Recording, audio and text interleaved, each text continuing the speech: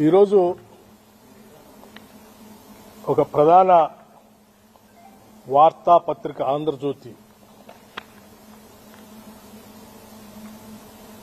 ఆ ఓనరు బహుశా చైర్మన్ అనుకుంటాను రాధాకృష్ణ గారు ఆంధ్రజ్యోతిలో తొలిపాలుకొని ఒక పెద్ద వార్త రాశారు.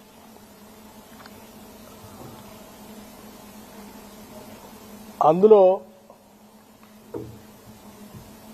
రాష్ట్రంలో బొగ్గు గనుల కోసమే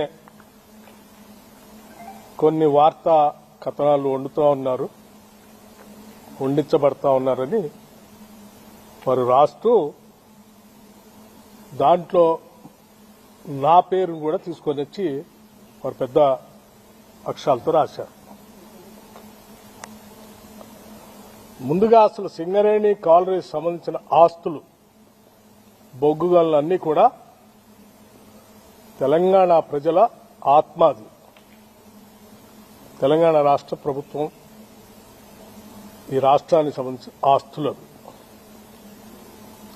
ఆ ఆస్తుల్ని ఈ ఆత్మని కాపాడి భవిష్యత్ తరాలకు అందించడమే నా ముందు ఉన్నటువంటి ఏకైక లక్ష్యం. రాధాకృష్ణ గారి లాగా